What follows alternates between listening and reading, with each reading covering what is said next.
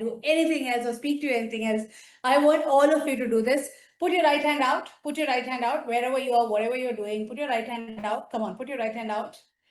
Put it on your left shoulder. Give yourself a pat and say, good job. Because it's one thing to say that you want to do something, another thing to actually do it. Most people keep talking about sales not happening, business not growing, revenue not happening, and they don't take action. You're already ahead of 90% people. You're here, you're showing up, you want a solution, you're looking to change something, and that itself is going to be the game changer for you in your business. So great job and welcome back on day 3. Today is our day 3. So bring in your 200%. Bring your full focus because we have a lot of work to do here. I want to see some chats coming in the chat box. I want some momentum. I want some energy. I want to know how has the last 2 days been. What have been your GA moments of the last 2 days? We spoke about a lot of things in the last 2 days. So I want to know what have been your GA moments? What are the things that you've learned?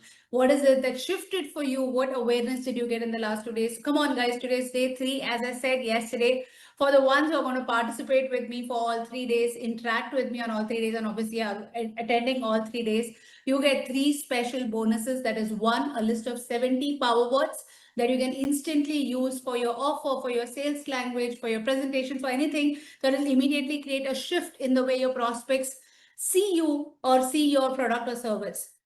The second is a decluttering sheet. Instead of being busy, this tool will help you actually go into a space of doing income producing activity rather than just being busy and getting by the day. And the third and the most important, instead of chasing your clients, you will find how your clients can reach out to you through the third tool. That's a lead magnet. We're going to give you a list of lead magnet, how you can get clients to reach out to you, how they can see the value that you offer, how they can actually see you as an expert and a credibility, and they chase you instead of you chasing them. So you have all these 3 tools coming your way. You don't want to miss that. So come and bring some energy back into the chat. I want to see some interaction. I want to see some energy. I want to see some movement happening, because otherwise it's not fun to just keep talking to the camera like this. So come on, guys. Right. Okay, we have a lot of messages coming in. Cool. Not being a salesperson, feel I should go for sales. That's nice, Nishant. If you're not a salesperson, you still feel like going for sales. That's something the best part, right? I'm not a salesperson, but I love doing sales. I enjoy doing sales, not from a space of sales. It's from a space of, how you can shift that person's state, how you can shift that person's perspective, how you can show them a bigger possibility that they have not seen for themselves, and how you can take them to a win-win solution. And I want to show you how you will do that today with the objection handling. And that's going to be very, very powerful for you as well. The GA movement for me was everyone likes to buy, but no one likes being sold to. Absolutely. Yeah. And today I'll also show you why, in spite of the high ticket script, in spite of people using the same script, people get different results, because script is only 10% of what it comes to sales. And there are some very important aspects to high ticket selling which people don't speak about. The secret of high ticket sales, which is never spoken about, which is never addressed. Everybody just tells you, body language, tonality, say this, build rapport, is tarah se behave karo, is tarah se behave karo, and you become like a pretend model where your clients just look at you and want to run away from you because you're someone who's completely fake. They don't see their authenticity, they don't see any form of connection, and they just want to run away. And that never gets you high ticket sales. Yeah, so there are other foundations that will make selling so easy. Today, what I'm going to share with you, just by doing those things that I'm going to cover today, without learning a single thing of sales, I have seen my participants literally take up their sales as high as 35 to 55% by changing the changes that we're going to talk about. Okay, cool. And by the way, today I'm going to take up all your Q&A. So for the ones who have questions, stay back till the end, because all your questions are going to be answered and I'm going to take that up. Certainty, absolutely certainty is a game changer. That's completely true, Sanjana. My GA moment, using the right power words, and we are talking to 10% of the consumer's mind and setting a tonality. Absolutely. I'm really excited for today's sessions. The past 2 days have been mind-blowing, blowing away all the dusty and rusty mentality and bringing in light to my dark mentality, which now is open and lighted. Whoever you're really good with writing. You should consider copywriting. And if you learn how you can sell through writing, you'll do a brilliant job. What's your business about, Daniel? Understanding persuasion, still finding my GA moment. I hope I find it today. Absolutely. Okay, Shruti, what's your business about?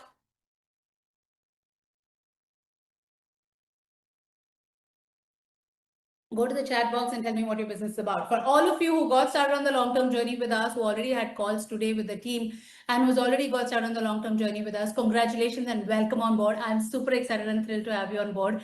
I'm super excited to work with you long-term and take you on this journey. So great job on taking that first step, because you know you have the faster movers advantage. That is an extra bonus that came your way, which is not for everybody. So great job on that.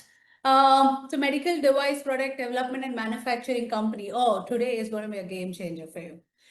Plastic distribution B2B business. All right, Daniel. So you need to today would be very powerful, and at the same time, you write really well. You need to use that as your superpower. Right. Let's move on and let's get started. You know, over years of thousands of business owners that have been working with, here's some common traits that I've seen in terms of business owners, which I have identified as, you know, I call it the three curses that business owners have, because these are three aspects which actually is our superpower, but because we have not identified and learned to how to work with it and make it our superpower, it has become our curses. Okay, and I'll tell you what those three curses are. And I call this the three curses of business owners. The first curse that any business owner has is, you know, let me put up my whiteboard for the ones who like to see things. Just give me a sec.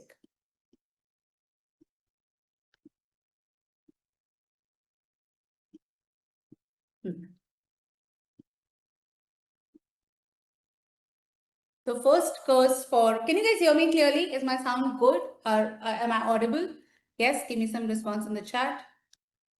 Yes, all right, perfect, great, super. Okay, cool. The three curses that I have seen business owners have, which actually comes in their way and which actually takes away their ability to move forward, which takes away their ability to progress in life, are these. The first curse that, you know, business owners have, which actually, as I said, is our superpower, but turns out to be a curse because you don't know how to actually work with it. That is the need for freedom. You know, as business owners, we all love freedom, which I also love freedom, and I'm sure all of you do, right? Which is great because that's a superpower. But what happens in that need for freedom is it creates a lack of accountability. Because if you don't achieve the results that you're talking about, who are you accountable to? If you don't achieve your desired revenue that you're talking about, who are you accountable to? Since how long have you been wanting to achieve the desired revenue that you told me yesterday that you want to achieve? Since how long have you been wanting to achieve that number? Go and give me your duration, that since how long you've been wanting to achieve that number? 1 year, 2 years, 6 months, 1 year, 5 years, 3 years, 4 years, 1 year. That's the whole point, right? So what stops you from achieving that number? What comes in the way? If someone was sitting over your head and actually getting you to get that done and made you accountable to it, like, come on, do it. Why are you not doing it? What's happened? Why is this not happening? Do you think you would have got to it by now? With the right approach, right system, right method, right support, everything, obviously not by doing it in the wrong approach. Yeah, that's exactly what happens because there is no accountability. And who are you accountable to if you don't get to the numbers? You're filled with excuses, you're filled with reasons, and friends and family don't count because you don't listen to them. There's argument, there's fight, and all of that. So there's no sense of accountability that business owners have. They're their own bosses, which is very good, but most of them are used to work under a boss till they choose to come to a business. And now they don't have a boss, or some of them who directly started as business owners again, they don't have someone sitting on their head making you accountable. And that's exactly why when you go to the gym as well, as human beings, we have a habit to have someone that you need to be answerable to. And that's why the personal trainer concept works as well, because you have someone to hold you accountable. This is the first curse that I've seen with business owners, that the lack of accountability also creates a lack of responsibility. So there is no responsibility, there's no accountability, and people are just getting by, you know, the day just goes by. The second curse that I've seen with business owners is the need to figure things out. You know, we are adventurous people, we love adventure, we love to figure things out for ourselves. You want to identify things for yourself, which is all good. But this also creates a thought process in your head, which makes you say that, you know what, nobody else can do it better than me. No one else would know it better than me. I have to do this my own self. And that also comes in the way that takes away your ability to one, ask for help, which as human beings, we have the superpower of doing that. Everything in the nature can ask for help, but it's only human beings who bring their so-called ego in the way and will not ask for help, but will keep circling around in the same circle for years and years and years and years together. It takes away your ability to delegate and let someone else handle tasks for you. Yeah, and in the process, what's happening is you're figuring it out yourself. You're going around in circles and circles and circles and circles. Some idiot, less talented than you, less capable than you, less potential than you, comes in, takes help, and there the person goes. And you're looking at the person and saying, How did this idiot make money? How is he getting more money? How is he getting paid higher? How is he? Because he took away the ego and he said, you know what? I don't know it all. I don't have to know it all. I can get someone else who knows it all to help me out with that, and that person moves ahead. And the third and the most important curse that I have seen is my market is different. This is like, the parent with an over-pampered child and an overprotective parent, or, who doesn't want to see what's the problem with the child. Suppose the child is going down, doing all the mess around, breaking cars and, creating ruckus and all of that. The people are complaining and the parents are saying, "Arey, jane do, bachcha hai." Right? You're so obsessed with your product, you're so obsessed with your service that you don't want to look at your market, your audience, your customers from a different perspective, and you're not willing to put yourself in their shoes and look your product and service from that light. Recently there's a business owner who was struggling. She had challenges with her business, with clients. Her closing ratio had lowered. Her conversions had lowered, and so on and so forth. And I said, you know what? Let's just run out a form to your existing customers and let's find out what's actually going on, because there is where a lot of your answers are going to come from. She said, no, no, no, no, we'll get a lot of negative reviews. I'm like, let's get it. Let's just get and understand where you're stuck. Let's understand what's going wrong, because that's where you can make correction. She said, no, no, no, no, I have great product. These people don't do anything and I don't want to take feedbacks from them. That is never going to help you enhance what you're doing or add more value, because you are obsessed about your product and service and you're not willing to look at your product and service from your customer's point of view or customer's angle. And this makes you forget that you're selling to a human being on the other side and you're just talking about your product and your service. And if you learn how to get over these three curses, you are going to turn around your business like you can't imagine. Imagine if you start realizing and being aware about your product, about your service, not the way you look at it, the way your clients look at it, how they feel about it, what they think about it, what is the experience they have about it before they come to you, what they need, after they buy from you, what shifts for them, what are the experiences, all of that. How would your language and conversation with them look like during your sales calls, during your pitch, during your customer service, during your customer experience, and how much more value will you be able to add on to your customers, to your prospects, if you understand this aspect? If you understand either of these three curses, if you shift even one of this, I wanted to go to the chat box and tell me what will shift in your business if you change even one of these three curses that I spoke to you about, because I'm sure you're fitting into any of one of these three. Most of them do, right? So I'm sure you're fitting into one of these three.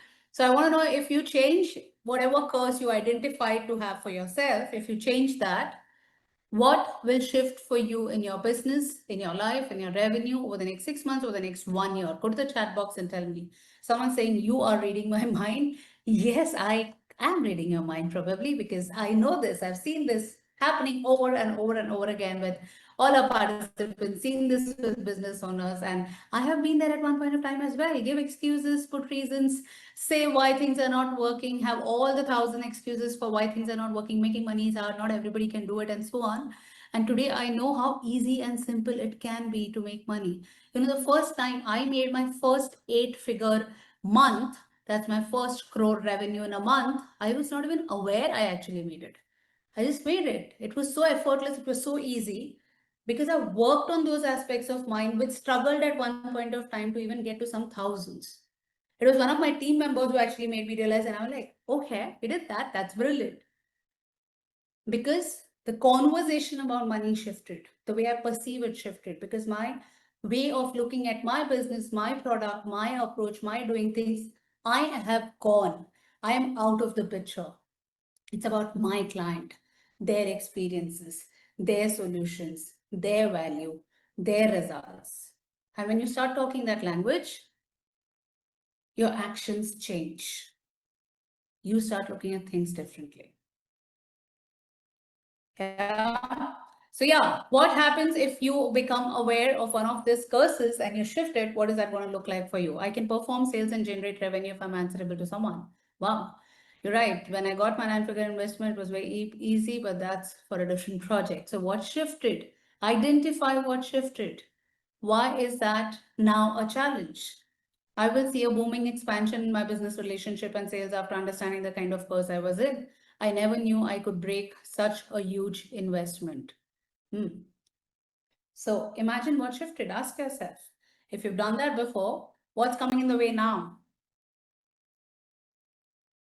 Because here's the thing. There are 5 reasons that people fail at high ticket sales. I want to know how many of you, whatever you're charging today, you feel that you're undercharging and you feel that you can charge more, but you're scared that people will not pay. How many of you here have that? Go and say a me in the chat box, where you feel that whatever your service product you have, you can charge more. You wish to charge more and you feel you're undercharging, but you are scared that if you charge the amount that you charge, people will not pay. Wow, lot of me's, lot of me's, lot of me's. Okay. Right. So today is going to be a game changer for you. Here are 5 reasons why people fail at high ticket sales. Number 1, when your client or your prospect looks at your product or your service, you look replaceable. You look like you're one amongst many other people. They have many other options in the market. They can compare you with everybody else. And then you look like one amongst them and they'll compare you and you look replaceable. If you are replaceable, then whatever you do, even before you say the price, even before you talk about this buying from you, they would have already decided to look somewhere else. They would have already decided to consider more options. The second reason that your message does not emotionally demand a yes. The way you put yourself out there during your sales conversations, during your sales pitches, during your sales pitches, just give me a second.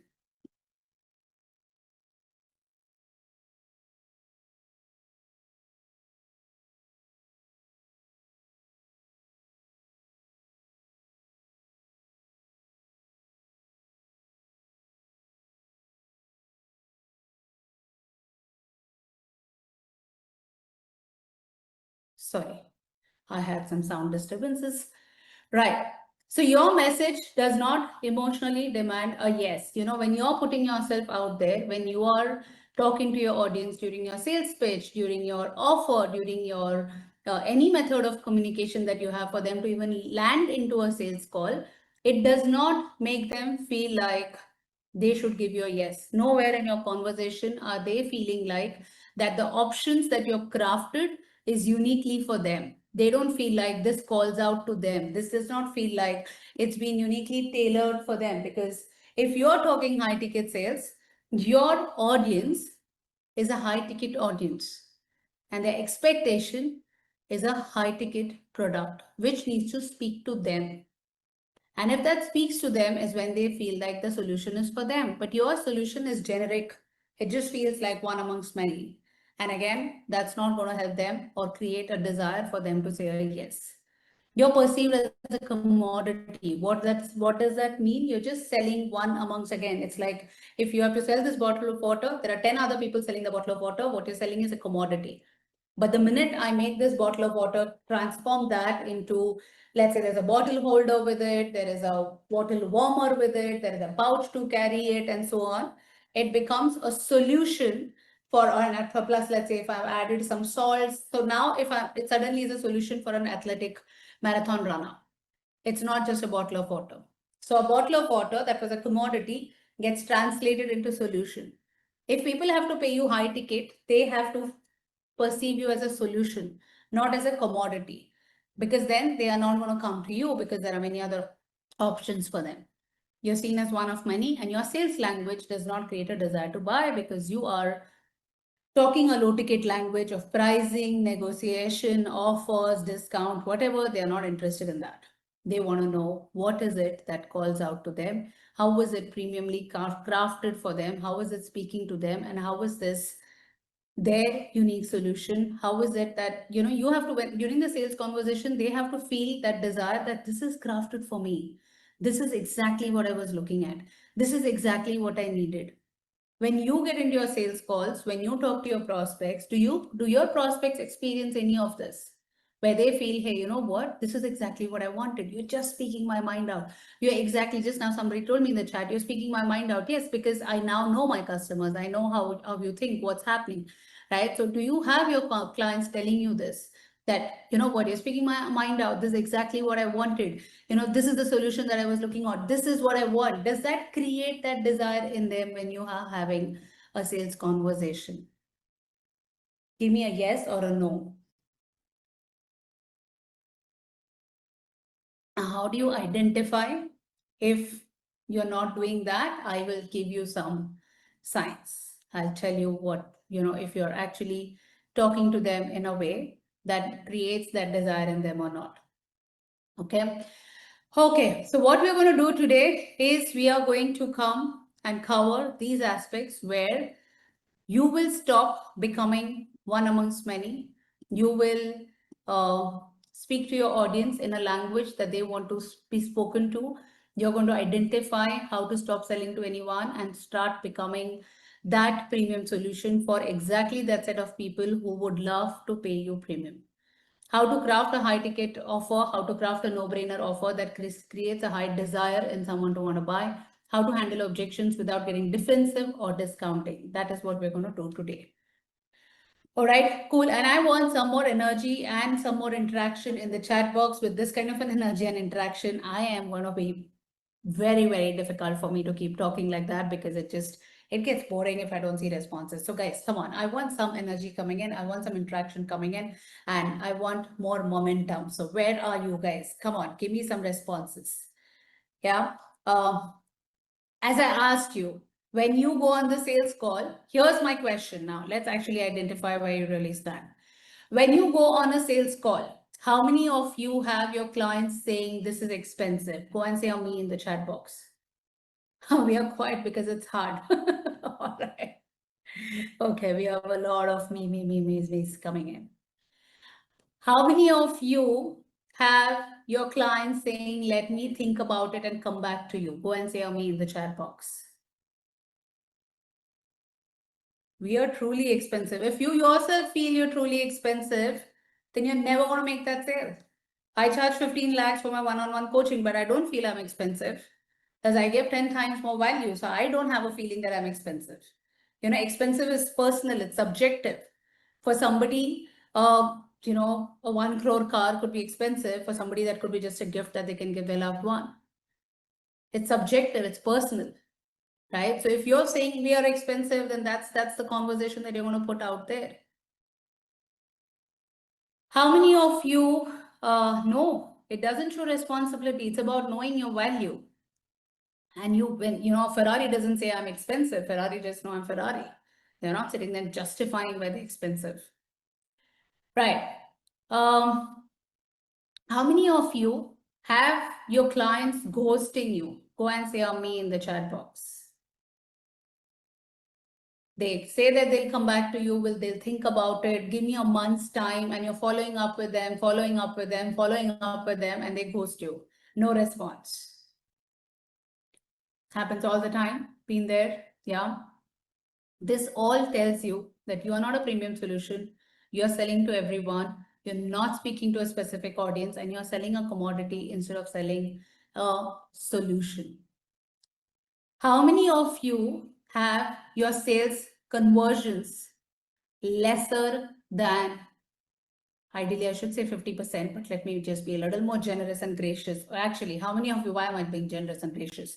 I'm your coach. How many of you have your sales conversions lesser than 50%? Go and say me in the chat box before you say me. I like it. I like the interaction. Keep that on, right? Yes. This is all a reason because of all that I just showed you, because you're just one amongst many other and they have multiple options. And this is silently killing your sales like you can't even imagine. It's draining your energy, keeping you stuck in the loop of doing everything right, but still not growing the way you should. How many of you feel drained at the end of the month or get dreaded by thinking about taxes, or the minute you have to pay your TDS, GST, all of that, you pull your hair and you feel like, what's even happening? It feels like a mountain that you're climbing and climbing and climbing, and it's not ending. It's like a big, big, steep uphill road, and it just feels tiring and exhausting for you. How many of you have that experience? Go and say me in the chat box. So today is a day for you, because sales is not difficult. It's not tough. If you do it right, you don't have to be a master in communication. It's a myth. You only have to know how to talk to your audience in a way that they feel heard, and it's not difficult. It's super, super, super, super easy. How many of you, if I show you how sales can be easy, how it can be effortless, how it can be really something where you feel like, when you're walking in that garden, talking to a friend, having a good chit chat, and the friend says, "It was really nice meeting you, man." How would that be if that's how your sales looks like? How many of you would want that? Go and say me in the chat box. And if I can show you how that can happen in your business, how many of you would love that? Give me a big me in the chat box. Brilliant. Cool. I'm waking you guys up. Now that you're all woken up, let's talk about the actual work, and I'll show you how I'll make all of this happen for you. Right. Now, let's find out, why is it that, you're seen as one amongst many, right? I want to ask you a question before I even tell you this. Tell me this. As per you, when do you think that the sales process begins? When do you start selling? Tell me, when do you start selling?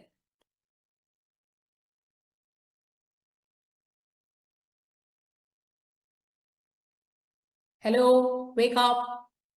Okay, good. When a lead approaches, the moment you meet your prospect or speak to them, during client identification, the minute you say hello, people decide if you're good enough to talk. Okay, the moment you say hello, people decide if you're good enough to talk. All right. In social media, when you get a lead referral, when I do prospecting, after knowing the client, something you deliver, when we get inquiry, when you get a prospect, when they first hear your name, they see your logo, when a client inquires, when we get the lead, when they're asking for the pricing, when the relationship is built and trust is built, when we understand what they require. None of this. When we speak to anyone, as Ram Prayas, that happens when we decide our prospect list. None of this. Hear me out for whatever I'm going to say next, because this is going to be a biggest GA moment. Your sales process starts even before your product or service is built. Saying what? Yes. Here is the mistake that business owners do. You think, okay, I have this skill set. I'm an architect, I'm an interior designer, I'm a real estate person, I'm a coach, I'm a consultant, I'm a digital marketing agency, whatever. These are my skill sets. Let me go and do that service. Let me offer that service to people. And that is what every second person in the market is doing. And that is why you're treated as an every second person. Let's talk about something that we see in our day-to-day life. I'll give you an example of what I'm trying to say right now and I'll explain this better. Okay. We all know Zomato. Heard of Zomato? Everybody? Yes. Give me a good yes in the chat box. Yeah. Today I'm going to keep you interacting with me because you guys are like really sleeping. There's going to be a lot of yeses coming in, and I want to see that you're really awake and alert with me. Okay. So, what is Zomato doing? What is Zomato offering? What is Zomato's business? What does Zomato do? Go to the chat and tell me what is Zomato about.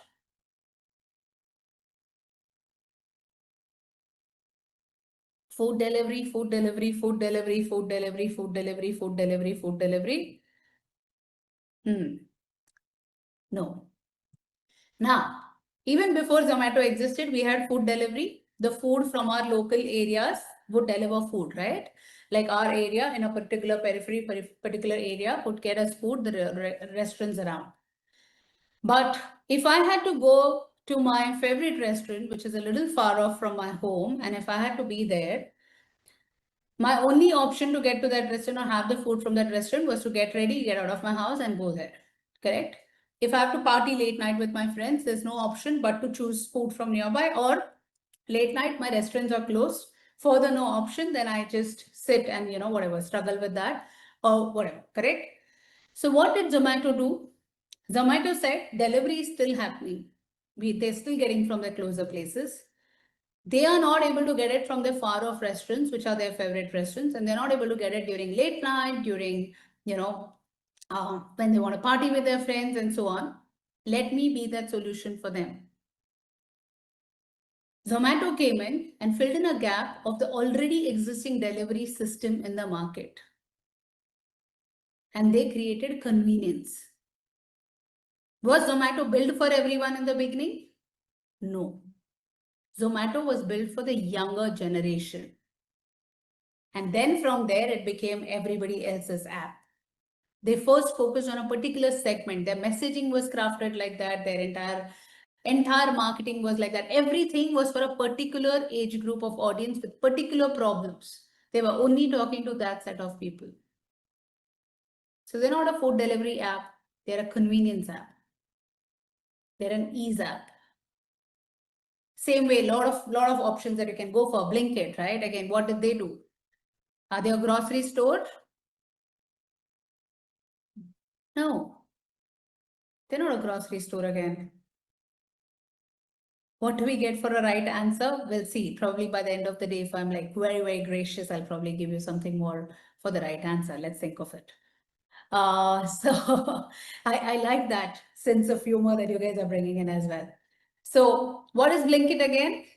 Blinkit is again a convenience app. It's a last minute delivery app for you. It's a last minute app for the people who need to get things like last minute. Me, who does things, everything at last minute. Blinkit is my savior. My husband says I get a tip from Blinkit or I get a commission coming in from Blinkit or any of that, because that's what I need all the time. They said, you know what? Lockdown is when they actually identified this gap. Said grocery store, you can't go at any point of time. If you call, they deliver at whatever time. Going there was getting inconvenient. Getting the delivery was inconvenient. They said, we'll deliver everything to you last minute. Don't worry. Now the question is, what are you doing for your people? You're just another architect, another designer, another digital marketing, another bridal makeup, another SaaS development, another ed tech. And they have thousands of options. And that's why they see you as one amongst many. I'll come to the service company as well. We have a lot of work to do around that. I'm just right now opening your brain cells to a new thought, to a new approach. Because what would happen is this: if you are positioned as just another service provider, you will be treated like one. They see you as one amongst the many options. They see you as something that they have many choices. And that will get you to attract the wrong fit of clients. That will get you to hear things like, send me your prices before you've even spoken. And you will spend your days justifying your worth. And worst of all, deep down, you will know that you're playing small, but you will start double doubting your own talent, your own ability, your value of what you bring to the table. How many of you have started having that sense of probably it could be me, probably no, not just niching. We'll come to it. There's a way of how you do the niching as well. We'll come to that. Right. So how many of you have that element of probably it's me, it's my service, am I really good? They're paying this brand, they're paying that person, they're paying this one. Why are they not paying me? Yeah, I've been there. Self-doubt. I became a PhD in self-doubt. And the problem is not you. You're probably really good at what you're offering. You probably have a phenomenal service. You probably have a fantastic value to offer, but you have just not identified how to speak to your audience in a way that they feel these three questions answered for them. And I'm going to put it up on the screen for you, so that again, you can make notes of that. It's about where your audience perceives the value, the uniqueness, and relevance of your offer in their mind as this. It should answer these three questions to them without they even asking, is this for me? Why should I care right now? Can this person solve my problem better than anyone else?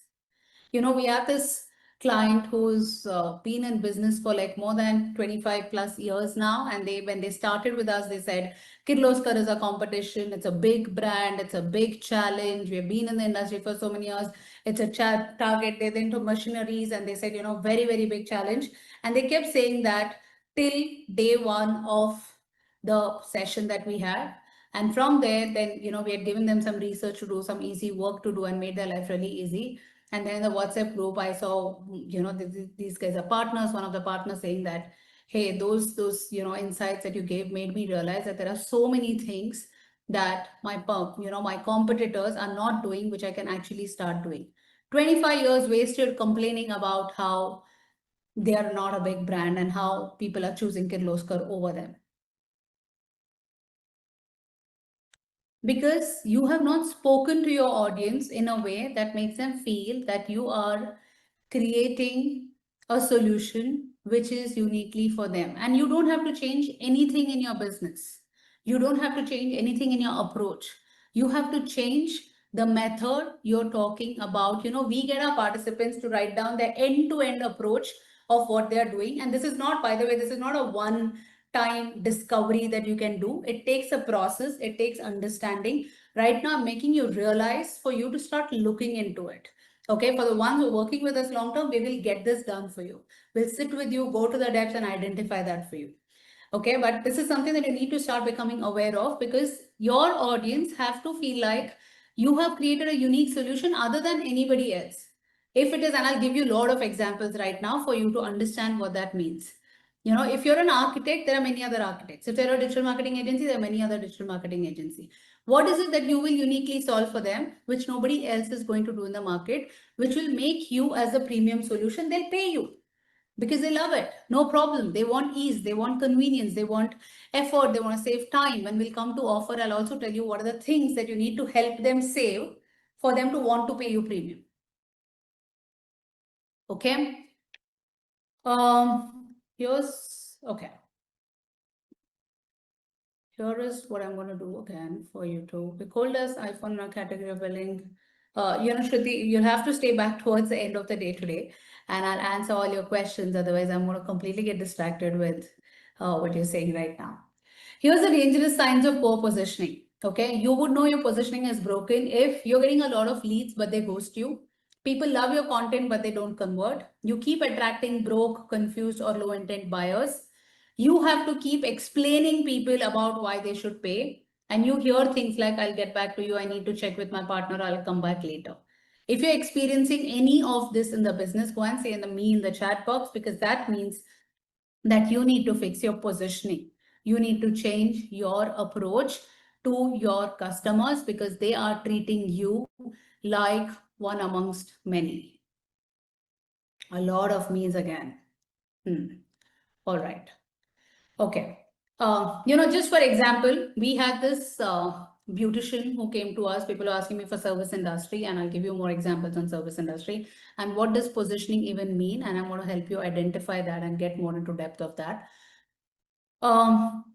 We had this beautician who said that, you know what, I help existing whatever, beauticians to get better at their skill. That is what she said that she was offering. Okay. And she struggled to even charge. She had this program that she was doing for beauticians, which was, I think, a 3-month program. And she struggled to even charge about 15,000 for them. And she says, Smita, people don't pay, they negotiate, they say their families don't pay, so on and so forth. And as we considered and went through her entire process and depth of her process, we realized what she was actually doing was helping beauticians become entrepreneurs. So we completely changed her positioning and we said, you know what, you're not helping beauticians become better, you are helping beauticians become entrepreneurs. So we named it also as some beautypreneurs. Yeah. So we named it as, you know, helping beauticians become beautypreneurs. Now her entire conversation with her audience changed. She said, how long have you been into the makeup industry? How long have you been a makeup artist? How long have you learned these skills? You know, and this is a challenge. This is a problem. This is why you're not making money. Here's what I'll do for you to start becoming like an expert, for you to be seen as a credible figure, for you to start getting your high premium clients, for you to get closing your clients, for you to get your, you know, bridal bookings and so on and so forth. Now she went ahead and increased her pricing from about 15,000 to 55,000 and she got overbooked. She 10xed her revenue, literally got invited by Air Black, which is one of the very renowned beauty apps, to be there as an expert in that particular app to help again makeup artists become beautypreneurs. And her entire credibility changed. She got invited in some several platforms. Her visibility changed. Her revenue changed. Everything shifted just by shifting the way she's communicating about what she is doing. We have had architects, interior designers saying that, you know what, I'm an interior designer, brilliant designers, great portfolio, but stuck. There was this interior designer again, great portfolio, very good presence on Instagram. Again, I'm not revealing a name of this person because that's a little confidential thing for this person. Is a lot of great presence on Instagram, really good approaches. You know, there were DMs that were filled with leads because beautiful designs, great work. But people would keep saying, can you send me your price? You know, I am talking to other designers as well. I'll come back to you. My family is deciding. And the closing ratio was as low as 2%. We again looked at what she was doing, completely did an audit of what her work was, how she entirely did the whole system, took the whole process. In fact, I might show you her offer today if I get a chance. And we renamed what she was doing. And we said, we renamed her to do that I help HNIs design emotionally intelligent home that align with their family, energy, purpose, and personality. Boom. The whole approach shifted. The way she started talking to her clients just because of this one perspective shifted. And the way people started seeing her shifted. In fact, I would like to show you some more of them. This is Girish. He was a wedding photographer. Again, struggled with charging about a lakh or so. Went down into the depths, and if you can notice, this is the next step. There's a step before this that we do. The team here put the wrong picture here of the process. So we take them through a long, detailed, in-depth process, which gets them to start going into step by step of everything that you do. Now, here is how you can identify this for yourself as well. Go into the depths of what you're doing, step by step of what you're doing, every smallest step. And there could be something uniquely that you're doing which you're not calling out, which you're not speaking about, which has not been mentioned, or which you think as this is normal, this is generic, am I not supposed to do this, and so on. And start voicing that out differently to your audience as a solution which is not being there in the market. Again, what did Girish do? Was once calling himself a wedding photographer. Now he says, I don't just capture weddings. And this is something that we had done with him in one of the calls. I said, you're the Karan Johar of the wedding industry. And he actually says that now in his sales calls. We create cinematic love stories by designing emotional moments, guiding decor and styling, and telling your unique journey. We turn every frame into a personal story. He was charging at 1.5 to 2 lakhs. Today, he's gone about charging 7 lakhs for his projects, and people are paying. power of just shifting the conversation. You are already doing it in the business. Every business owner is, I don't know of so many of them that we have worked with so far. I don't know of probably, I think 1 or 2% cases where we must have told them that, you know what, you need to add more value. But I don't think more than 1 or 2% cases, there have been cases where we must have told that they need to add more value or they need to enhance their services. They are already doing it. We've just called it out. Now, this is again Mansi Allen. Furnistry is their, their furniture shop. They were into bespoke design furnitures. But what was happening is they were having people just buy individual furnitures from them. They were just treated as another, furniture shop wherein people didn't realize what is uniquely that they are bringing in, because they just were competing with other bespoke personalized furniture shop, and that is where the challenge was. She used to sell single pieces and struggle to stand out from other furniture store until they repositioned around design vision and 6-week delivery. So they entirely repositioned themselves and they started talking about Furnistry turns design visions into reality with bespoke budget aligned furniture, ensuring a seamless stress-free experience for concept to creation in 6 weeks. And the whole thing shifted. Now she's got architects, interior designers tie up with her, and she's doing entire houses. Instead of just some people taking one furniture, they recently closed a 45 lakh deal. That is the power of standing out differently, where you're not treated as one amongst many options. And this was their challenge. When they started, for the longest time, she and her husband both would tell us, but this is something we do, this is something we do, this is something we do, this, our clients still compete on price, our clients still negotiate on price. Till we went to this depth of this process, worked with them on this, helped them identify this, put there into their sales language. The best framework, the entire script that I showed you, all of that shifts, changes when you identify this and when you start talking about this into your prospects in the sales pitch. Now, here is what I want you to identify. I want you to go to the chat box and tell me, I help, this is a statement for you. I help who? Who are you helping? Who are struggling with whatever their problems are, achieve whatever the outcome using so-and-so solution. Go to the chat box and tell me. I'm going to pick and read some, and I might give you live inputs and feedbacks right here. Okay, so go to the chat box and answer this question. I'm going to give you about a minute or so. Today is going to be a lot of brainstorming around your business, so be ready and be attentive and participative. I help dash who are struggling with dash achieve dash using dash. I'll give you a minute or so to do that.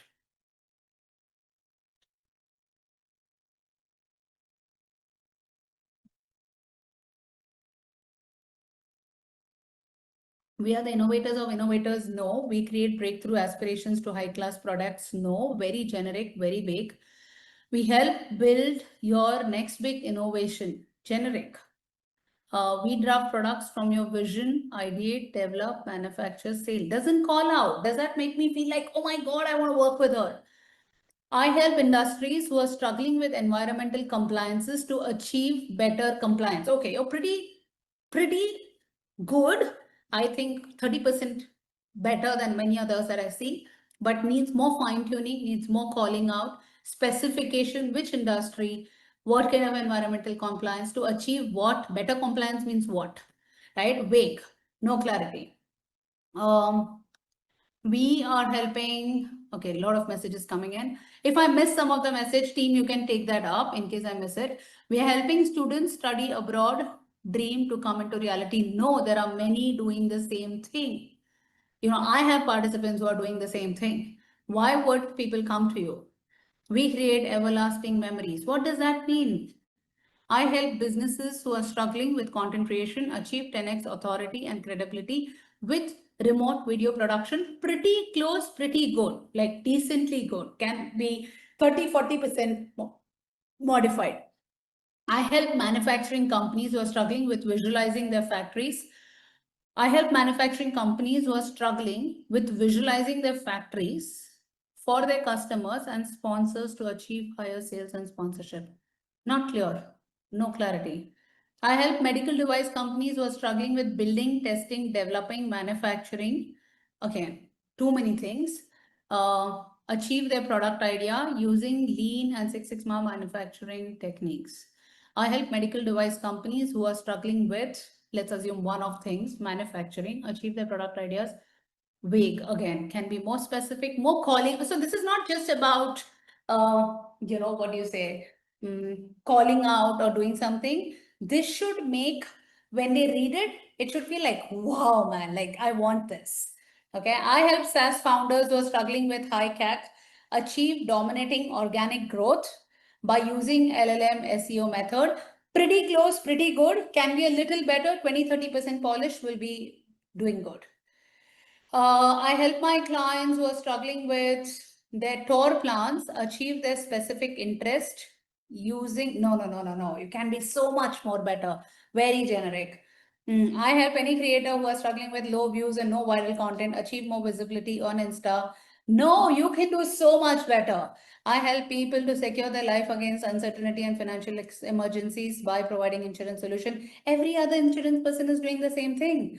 This is the challenge. So if I see right now so far, and we have another 1,500 to go more, so I can't complete all of them. But the aim here is to understand this, that this is why people ghost you, because you are talking a generic language, which is not a specific outcome, which is not calling out, which is not, and this takes time. This is not a one-time thing. Okay, you can take a screenshot of this statement that I give you, keep working on it, and team, you can just send this to them on the WhatsApp community.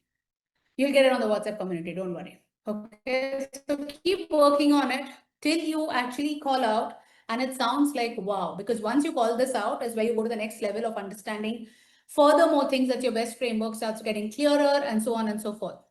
Okay, because the second mistake that people do is not just with the positioning, but with targeting everybody. We're talking to every single person. And if you're talking to every single person, you're talking to no one. If you're trying to sell to everyone, you end up connecting with no one. And high ticket sales is not about reach, it's about resonance, it's about connection, it's about they saying, this is exactly what I wanted. You must know exactly who your product or service is for. Not just the demographics, but the psychographics. What keeps them up at night? What identity are they chasing? What language do they already say in their own head? Yeah. You have to know this, because that is very, very crucial. Otherwise, you're talking to everybody. Because if your positioning is not magnetic, your audience is not laser focused. No matter how great your product is, how powerful your sales script is, your conversions will still remain low. And my problem is no one speaks about this, about high ticket selling, because people are just saying body language, high ticket script, say this, that. You could be doing all of that, but if this is not calling out to one segment of people, if they don't feel this is for me, your audience should go like, did you crawl into my head? How can you think what I exactly want? Oh, I was just thinking of this. And that is what your audience wants. Because if you want to do high ticket, you got to be high ticket. You can't be one for all. The question for you to think is this, the decision for you to make is this. Do you want to be seen as one of many, or are you willing to be seen as powerful authority in your space? Because clarity changes everything. I'll give you one more example here, and this might give you further insights.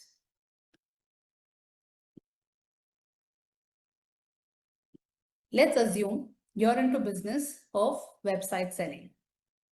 Okay, everybody who's confused with target audience and positioning, this will give you a lot of insights. Let's assume you're into a business of helping people build websites. Okay, now there can be websites for 7,000 rupees. There can be websites for 50,000 rupees. There can be websites for 1,50,000. Let's assume you're doing the 1,50,000 segment of website.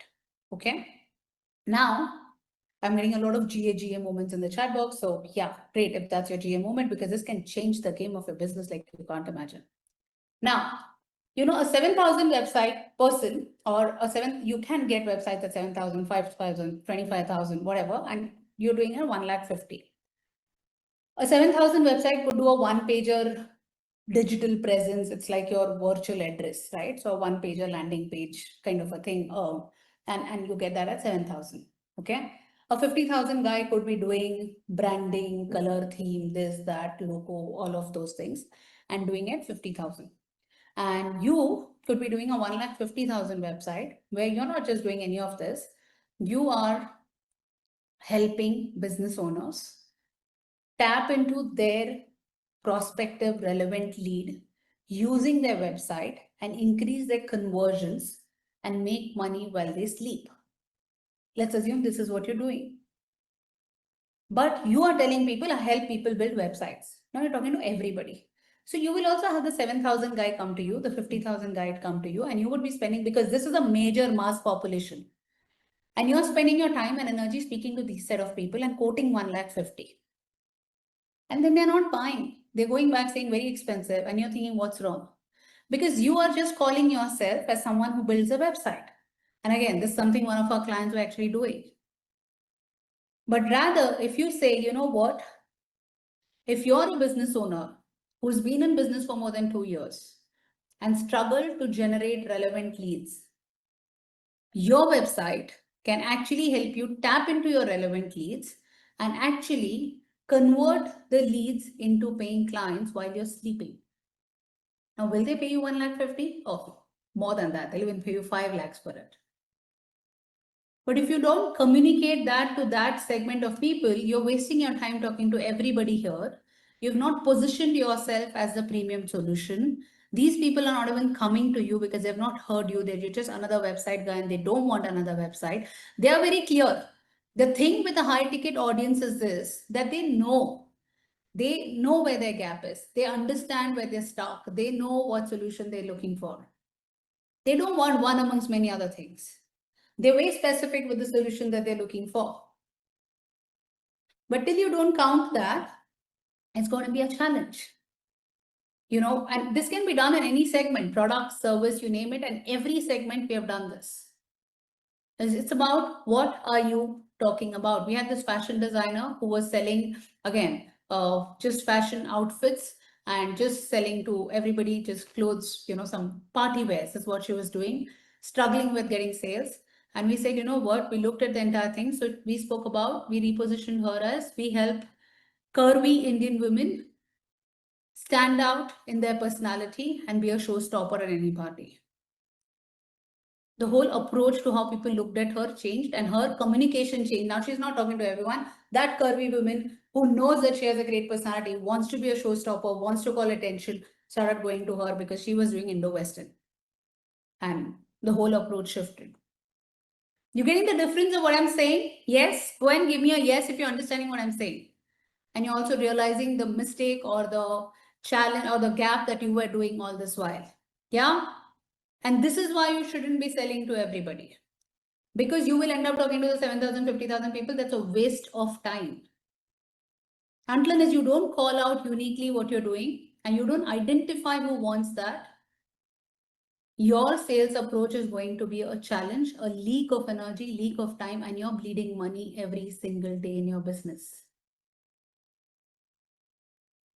Powerful, insightful, understood some perspective about what's going on. Yeah. Yes. Has this been a GA moment? Give me a GA in the chat box for the ones who've been a GA moment. Lot of GAs. Now, again, examples for a lot of you who are to look at it. This is a beautiful example. In fact, I'm so proud of her. When she started with us, she was into samskara classes, you know, and I remember literally talking to her in one of the boot camps and I said, you know what, Vidya, we are in a country which loves values, but nobody is paying you to inculcate value into their children because we believe ये तो घरों में ही हो जाता है, ये तो हमारी फैमिली में ही हो जाता है, इसके लिए पे क्या करना है हमें. We completely changed. She was struggling with barely making few thousands. We completely repositioned how she speaks about what she does. I said parents want to invest where they can create all-rounders, they can create leaders, they can create competitive children. They're not paying you for values. We changed what she says now. She says, you want to raise a child who's joyful, kind, rooted in values, but modern life, so she's only and only speaking to a segment of women, that's a working women, but modern life makes it hard. We make it easier with simple traditions, mindful tools, and a community that gets it. We help you parent with intention without the overwhelm. And she's got more than 250 admissions in a month, which would take her an year normally. She's from Hyderabad. She's got schools in Hyderabad reaching out to her now, asking her to become a part of their regular curriculum. She today just I got to know that she's closed another 2 preschools. Her entire business has changed. She became this value education homegrown business or a classes to actually develop into a business. She's developing some merchandises now. She's doing some trademarks. She's now become a business owner. And she says this, that I speak in outcomes. And this is what business owners miss. This is what she started doing. She said earlier she would keep talking about what I do, what I do, what I do, what I do. Now I speak outcome. I speak about benefits. I speak about how I help them achieve what they want to achieve. And that is where she's seen differently. She's like, in my house also now I speak outcomes with my husband. Okay, because that's become her language of communication. Her entire language of what she talks in her sales shifted because she identified what she does differently than any other value-based education classes there. We have Amar and Chaitra went to Dubai, started off a brand new business. We're very, very worried about charging. They said they want to do a content creation business for small business owners. We're charging about 0.80 AED per word. When we looked at it, we said, everybody's writing content. Why you and why you gone to Dubai and doing this? We completely changed it and we said, we help MENAs, so that's your Middle East and I think North American and North African, most ambitious teams strategize their brand and create their brand visibility and voice. So you can focus on growth and not fixing your agency's mistakes. So they are working with ambitious businesses which wants to be seen out there in the market.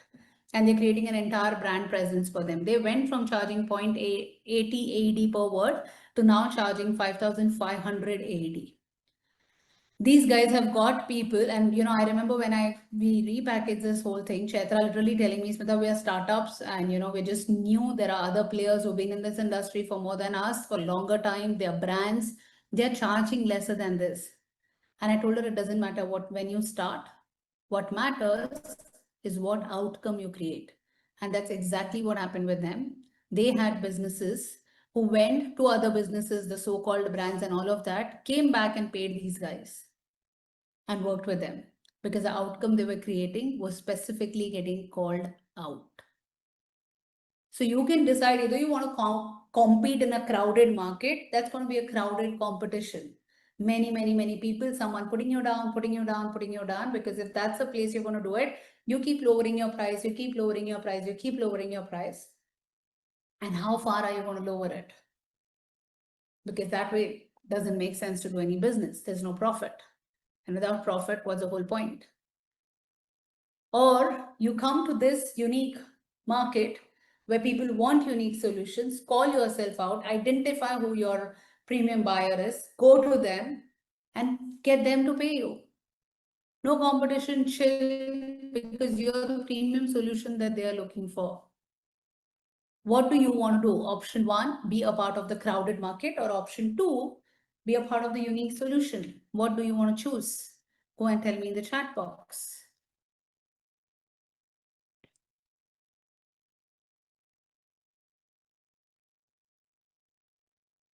Option 2.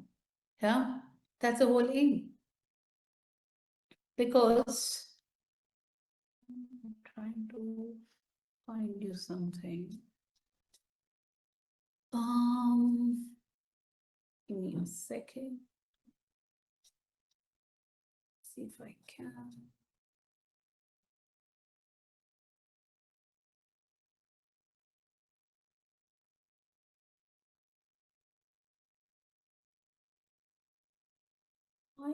Okay, I think I have it here. Yeah. Perfect. Yeah. Perfect. So if you want to become a unique solution, you need to talk like unique solution. Instead of just calling yourself, I've put some examples, that's what I was looking for. I put some examples for um, there's no one good script. It's about understanding what you already do. We have someone who's a part of life insurance again. No one stops you from adding extra value, right? What is it that you can do which your audience needs, which is your high ticket buyers, which will add further convenience into their life, which will add further ease into their life, where they would not mind paying your premium and they'll happily add that extra value. Right, let's say, for example, let me take you one more example, right? Real estate. Real estate is such a big market. Everybody is doing real estate. Now, real estate could mean someone who's looking for a first house. Real estate could mean someone who's looking for a retirement house. Real estate could mean someone who's looking for a second home. Real estate could mean someone who's looking for an investment property. And real estate could mean like someone's just looking at a plot or an, something that they're not looking at returns, just like an investment and put it there. Now, all of these people are going to have completely different pain points, completely different desires, completely different dreams, completely different outcomes. Now, if I talk to, we've done this. So we had this real estate guy who was again struggling. He had HNU, he had ultra premium properties, but he was trying to sell it to the first time home buyers and he really, really struggled.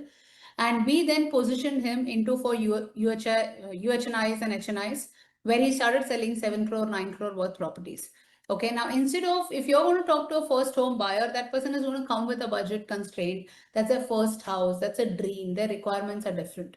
But someone who looks for a premium property, premium project, their requirements are very different. They're not looking at a budget. He's got people who came with a budget of 7 crores, closed at 9 crores because they like that property better.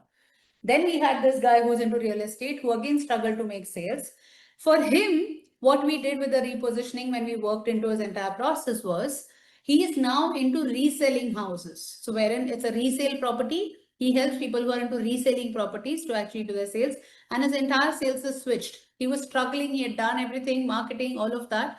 Because once you identify which is the segment of people that you're selling to, you understand their pain points, you understand the solution they want, you understand the challenges they have, and you can start adding services. We have someone who helps only and only investor buyers. These are people who want to invest and want to get better yields, better returns on the yields. This person is only targeting this particular category. Why? Because he's not just providing them homes. He's helping them find a rental client. He's helping them do the wear and tear of the house. He's helping them with the housekeeping at an extra cost, of course. And he says, you know what? We don't just do this. So in a whole sales conversation, he brings that as a part of the conversation. And his buyers are more than happy. These are investors. They don't stay in the country. They want someone to take care of all this headache. They don't mind sharing a little percentage from their profits of the rental yields to someone who's charging a little service, but giving them that ease, the convenience, and so on. So it's about knowing who's your buyer, which are the segment of people you're selling, because their pains, their requirements, their solutions, their beliefs, everything is different. And you start crafting that and you start communicating that to them, and they're more than happy to pay. That's the whole aim. Yeah. I put some examples here just so that you can have a look at how that could sound. Now, instead of just being a digital marketing agency who says, I help people grow their business with clarity and confidence. Let's say if you're a digital marketing who says, if you're a coach making 1 to 2 lakh per month, specific, and you're stuck because you don't know how to pitch high ticket without sounding desperate, this is for you. We help you convert your leads into high ticket buyers. Specific, not talking to everybody. If you're a social media service, instead of saying, I offer social media, we had someone who was social media here, right? I offer social media service to businesses. You're saying, and this is again business to business, right? It's not a generic thing that you can just come up with. I'm just giving you examples here. Let's say you say, I help women-led service businesses who are exhausted from the DIYs and help them find their growth, finally turning their content into qualified leads. Specific segment of people, specific solution, specific outcome. And different businesses can have different aspects like this. Okay, nutritionists, instead of just saying I help nutrition with nutrition and weight loss, again, we have done this with a lot of nutritionists. We have about 6, 7 active nutritionists in the journey. All of their positioning is different. This is something we did with one of the nutritionists as well. If you've done keto, lost the weight, and then gained it back again, this time we fix what's happening in your gut and mind, not just your plate. What a positioning. Right? This person doubled her revenue in just like 3 months after doing this, because that was the power of what this did for her. So it's about identifying that, and each business will have its own. It's not about copy pasting someone else. It's not about just becoming a generic solution. It's again about identifying what you do, going into the depths of it, and then talking to your audience in that language. Because you're already doing it, you've just not identified it. In fact, I wanted to have a look at this one other participant of ours. She's also a fitness trainer. She's a fitness coach, in fact, and she was charging 2,500 per client when she started with us.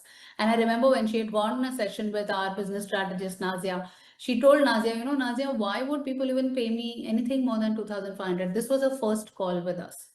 And now today she's charging about 65,000 or 75,000 for her packages. And she's got people to pay because, here or out, in fact. This call, I told you that I signed up 2 people for my group coaching program. Yes. I had one more person pay and sign up. I gave her that the chance is if you don't pay by Monday, you're out. So I'm not reaching back. Nazia actually told me to stick to that. And so I did that, and I've started the group coaching. 3 people, all 3 this time, surprisingly, not from India.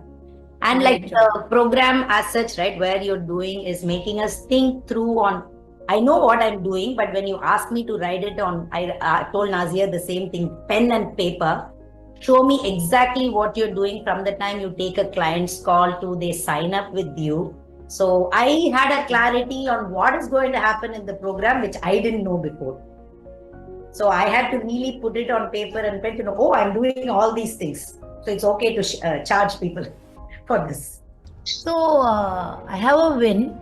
So it's an unexpected win, but I guess it's slowly training. I have a new personal training client who started 3 weeks ago. She's a doctor.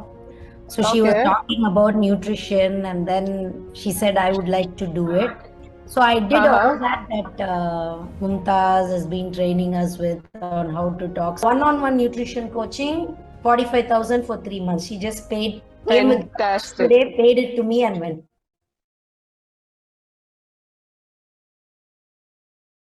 Now she's charging, this is when she charged 45, now she's charging 75, 65, 75,000. That's the power of what it does. And this is what it does for a lot of our participants. When they actually go through this whole process, they realize the value they are adding themselves. Because once it has to shift with you, where you have to know, oh my God, I'm actually doing all of this, I can actually charge more. Right? And this is where the pricing also increase.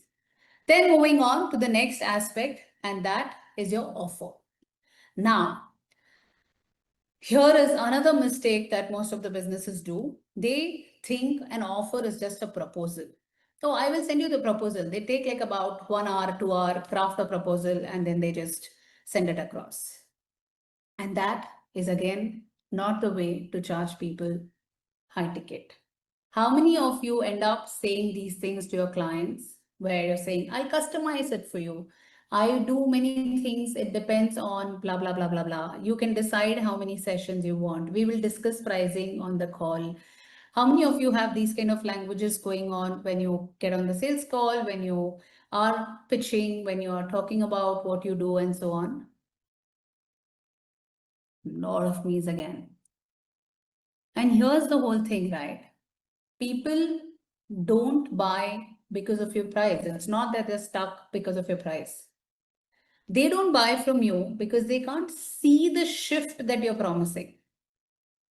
Because you are just telling them the costing, the material, the process, the calls, the timing, whatever it is. But that's not what they want. They want to see the shift that you're promising. They don't buy because your offer talks about you instead of them. And they don't see that sense of connection. They don't see themselves experiencing the outcome. It's like you're going to buy a washing machine and a washing machine guy saying, our machine is so much hertz and this power, and this is the turbocharge with which it moves, and this is the force with which it will move your clothes. I want to listen to that. Oh my God, that sounds dangerous. My clothes are going to get torn. And you walk out of the washing machine store. But what is the washing machine guy telling you? He's telling you how the clothes will become stainless, infection free, bacteria free, colorful, the colors will not go, how the clothes will remain longer life, all of those things, right? What is that? It's the outcome that you will achieve by using that machine. But what is your conversation? Oh, we take you through this 10 step, blah, blah, blah. We do this much time, this much resources, this material, this process, this many calls, this whatever, whatever, whatever. They're not paying you for that. They care about their transformation before buying, after buying, what will shift. And basically that makes them in their head think, if this works, this could change everything.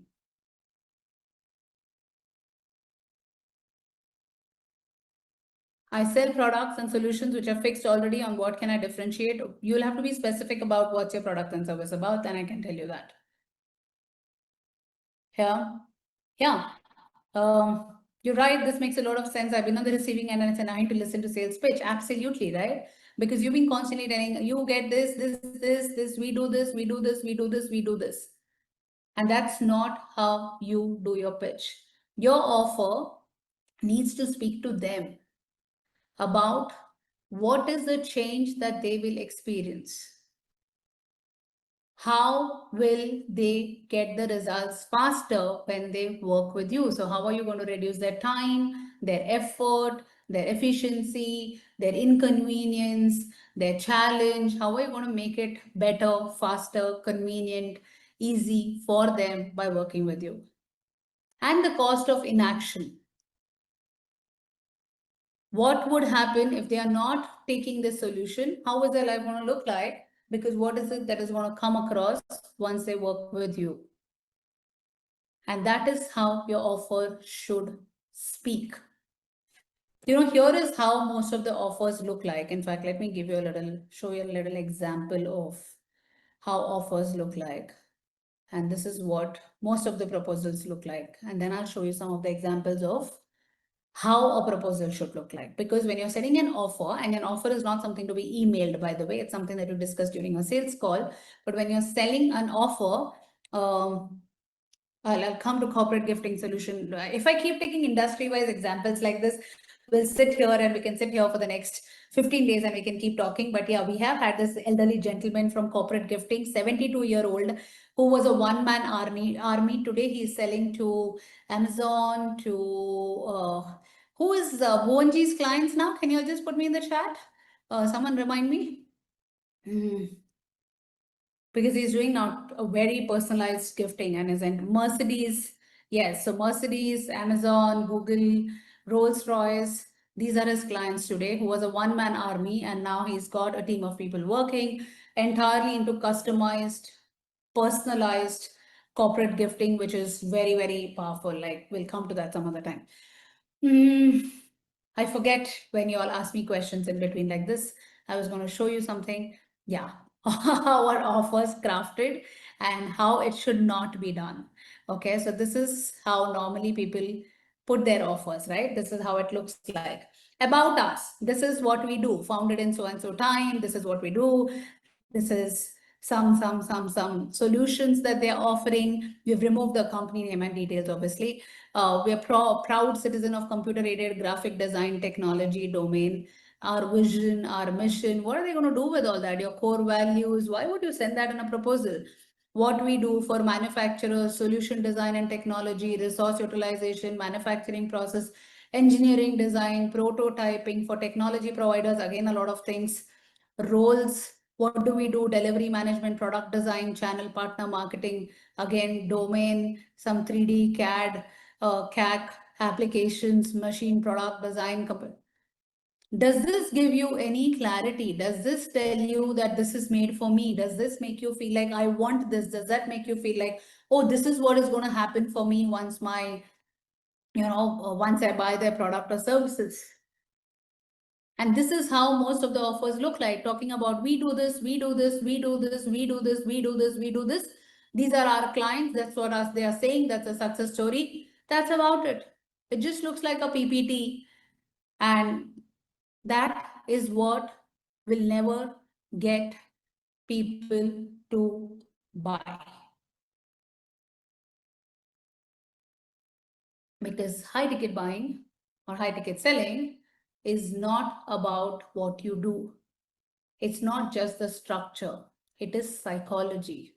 And it's about speaking to their emotions behind the decision, not just the logic of the features. Because then they will just logically say, oh, this is what we are, think about it, we'll come back to you, we'll get back to you. If your offer doesn't make them feel like it's tailored for their exact problem, if your offer does not speak their language, which means their problems, their language, their solution, and if your offer cannot paint a life after purchase vision for them that they can experience, they will ghost you. They will compare your prices, they will ask for discount, they'll say, let me think about it, because you didn't create enough desire to say yes. Your offers have to have high value emotional languages. I'll show you examples of some of the offers that we built. We had this dentist who wanted to charge about 3 lakhs onward for her teeth rework, and she struggled to even charge a lakh plus. And she said, people don't pay a lakh plus. I want to charge 3 lakhs plus because I do this differently. I do that differently. There are other people who are charging a lakh because they grind the teeth. We don't grind the teeth. And this was her conversation when she started. And these are the things that she would say. And I remember most of our Monday calls that we would take, she would keep talking about, I would say, okay, tell me why you're different. She would be like, no, we don't grind the teeth. They grind the teeth. And what happens if they grind the teeth? They grind the teeth, then this happens. And it would sound like there is nothing in the conversation that will make me feel like I should pay her 3 lakhs or above. Okay, and then we worked with her on her offer, and my team crafted her offer. When my team worked on her offer, she actually said that, I didn't realize this is the amount of value that I bring in. And, if I look at this now, I would more happily pay for this. And she's now got people paying her 5 lakhs onwards. In fact, let me just put up her offer. Give me a second.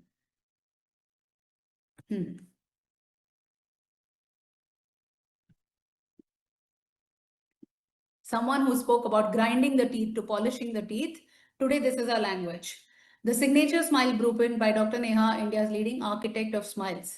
A signature transformation for those who refuse to settle for the ordinary. If you ever hesitate in front of a mirror, smile half-heartedly in photograph, or avoided chewing on one side of your mouth, this is not just about your teeth.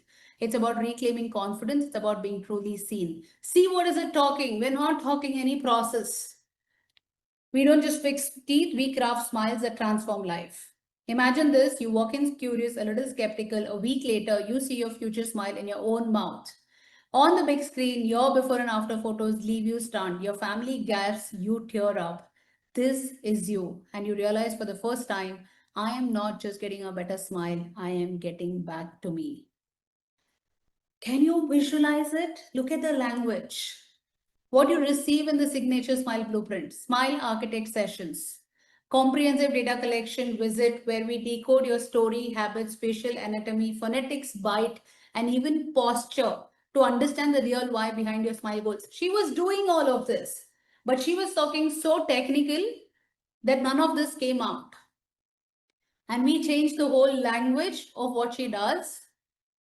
And now she's got people paying her 5 lakh onward. She's got a waiting list of clients. And that's the power of it. Now she gives certain bonuses, and that's her starting fee is, 3.5 lakhs. And we've done that for multiple businesses, you name it. And we've done that digital marketing, social media, whatever. So there are many, many, many, many businesses that I can keep going on. But this is the power of what an offer can do. How did she find those clients? We obviously showed her how to find those clients. That's a process we spoke about, right? There are multiple sales channels that every business has. So how do you find that clients is that you generate leads, and there are sales channels that you open up and you start putting yourself out there and you identify where your clients hang out and you reach out without selling. Yeah. If I get time, in fact, I'll show you that as well, to how to do the lead magnets. Cool, but basically you're getting the hang of what I'm saying. It's not about a proposal. It's not about a pitch. It's not about, your offer should not be, and here is what, your offer is something that is going to do the work for you to grab the attention of people in a crowded market. You need an offer, not a proposal. It reduces the buying resistance, it encourages immediate action, and it gets people to stop negotiating with you. Because with high ticket buying, and I've told you this, I think, on day one when we spoke about 3 aspects of mind, that when it comes to pain, a body or a mind physically experiences the pain of pain. Okay. So the gain that your client is achieving out of working with you should look 5 times bigger for them to feel that the pain is lesser. So the gain should always feel higher than the cost. And that's the role of your offer. It has to speak to them in a language that makes them feel, oh my God, this is wow. Itna sab milega. This is brilliant. I want it. And that is the job of a high ticket offer. Position high ticket as an exclusive premium solution that delivers massive value. These are 3 P's of an irresistible offer. The first is the promise. What shift or result do they walk away with? No technical jargons. You look at that whole dentistry offer. We are not even talking teeth there. We are talking them. They're talking outcome. We're talking what they'll achieve. Process. What makes your method unique, faster, or safer, or convenient? So what is it that's unique about you? What's it that's going to help them achieve it faster, or that is safer, or that is more convenient? What ease is that going to buy or bring into their life? Payoff is what becomes possible after this is solved, which means what emotions are you going to tap into? Not by saying, I will make you happy, but by actually putting it into your language, communicating, conversing, and making them realize that there are certain emotions that people want as an outcome. It could be happiness, it could be excitement, it could be feeling of a new life, it could be adventure, it could be love, it could be oneness, it could be belonging. So there are again 7, 8 emotions that people normally experience or want to achieve as an outcome when it comes to a premium buying. And they buy for that, not for your product. So how do you communicate and converse that emotion through your offer, which could be written, which is what you use in speaking. It could be a line. It could be any of that. And once you do that, your client starts visualizing themselves in the outcome of what they want to achieve. They start picturing themselves in there. And that is what gets them to make a buying decision.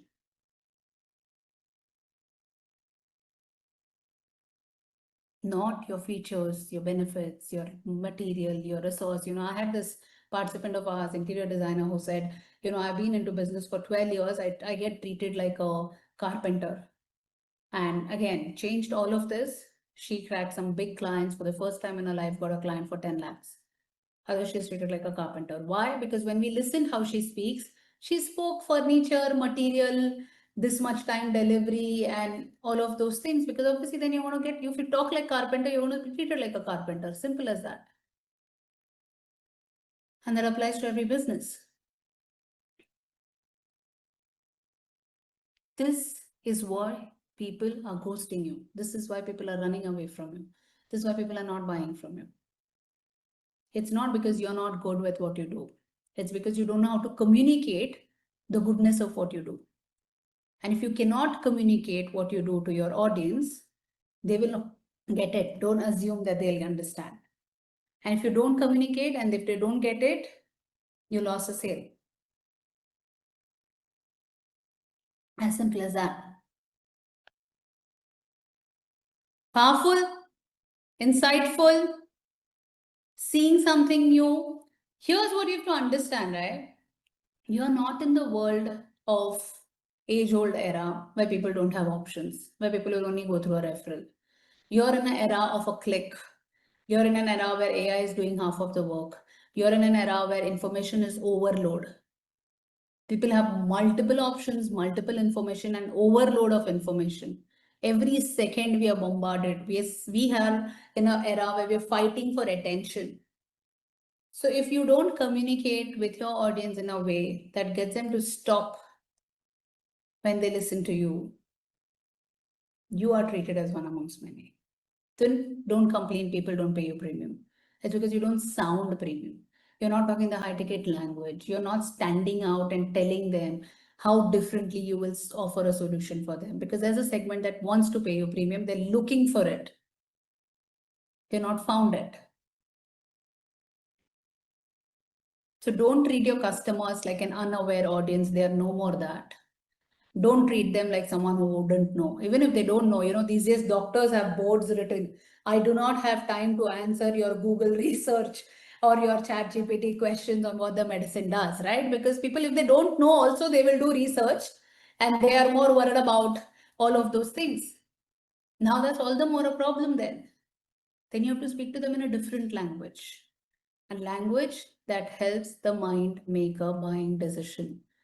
The reason why somebody else is charging more and getting paid more is because knowingly, unknowingly, they have decoded that language and they're speaking that language buyer. You have a choice to stay where you are or to change your approach to your buyer and see the shift in their approach to pay you. Yes, powerful, learn something new. Yes, people make sales look very complicated. It's not. It's easy, simple, powerful, effective. You just have to know how to talk to them in a way that you get into the head. Yeah. For how many of you this has been a GA moment? Give me a GA because we are moving to the next segment and that is objection handling. I have a very powerful assessment coming your way today and that will give you a lot of insights on where you really stand in terms of your business, in terms of your sales, in terms of your revenue, and that's going to be an eye-opener for a lot of you. Right. Let's move on to the next segment, and that is objection handling, my favorite one. Now, in spite of all this, when you have people saying, yes, expensive, no, a little higher price, I didn't expect this or all of that, yes, you will, right? But not a big population, lesser population, you will. Okay, I've been waiting for this. I've been waiting to tell you this as well. So you will have people who will still tell you expensive, higher price, all of those things. Okay, lesser population, if you do all of that we spoke in the last 3 days, right? But you will have. So how do you deal with that?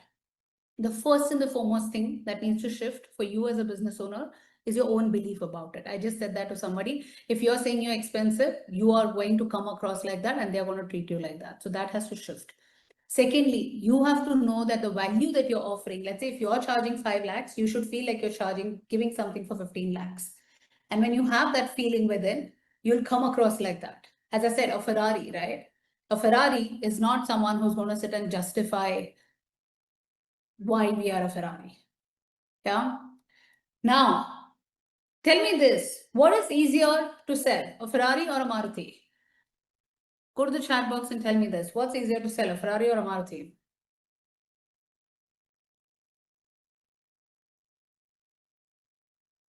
Ferrari, Ferrari, Ferrari, Ferrari, Ferrari, Ferrari, Ferrari, Ferrari. You're good. You guys have become intelligent. And for all of you who are saying Maruti, you have a challenge with your mindset, with how you look at money. Because again, yes, again, it's about when you are a premium, you should know the value that you're bringing in. And if you don't, and if you judge people based on what's there in your bank account and think their paying capacity is based on what is there in your bank account, you're always going to stay broke. People don't pay you basis your bank account. People pay you basis the solution you're creating for them. And there is a price for the solution. When that's an inconvenience that they want to solve, they are willing to pay for it. But when you believe, itna zyada kaun pay karega, nahi pay karenge, all of that, that's going to reflect in your energy, in your tonality, in the way you put your price.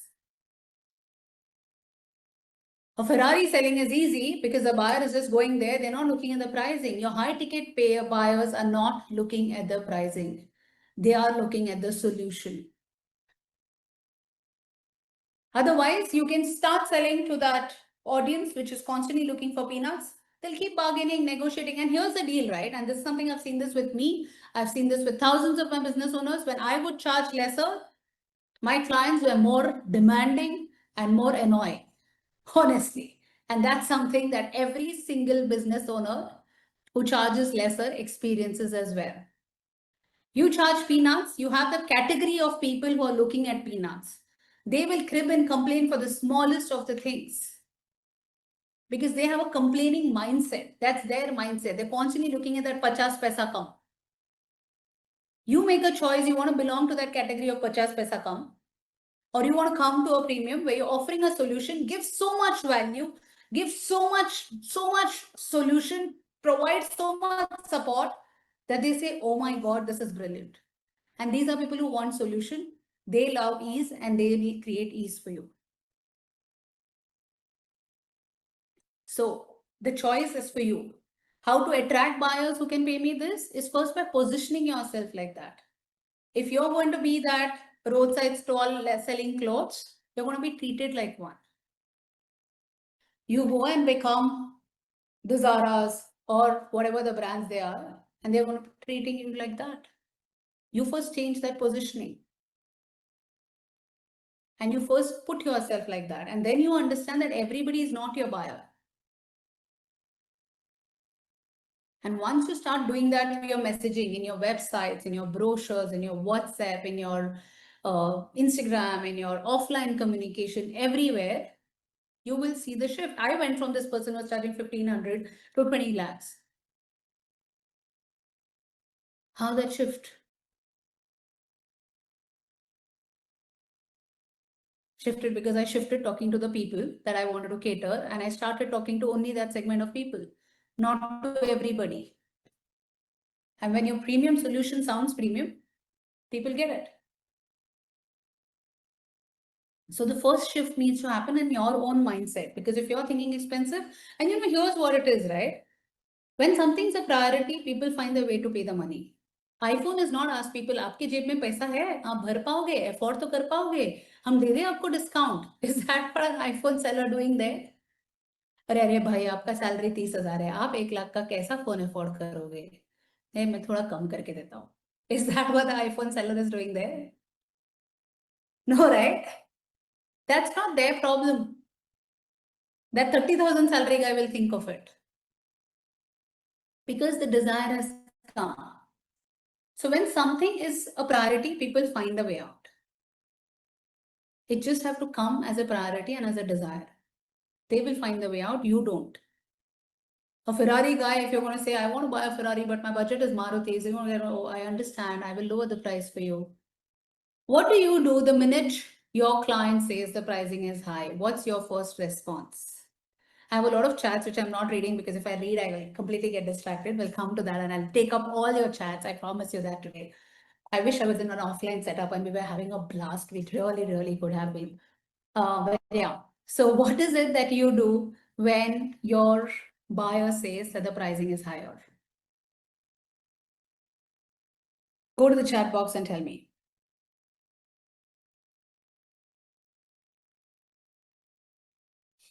Lakshmi, I'll definitely take this answer later. Stay back towards the end. I'll ensure we speak about this. And if I get a chance, I'll put you up and I'll speak.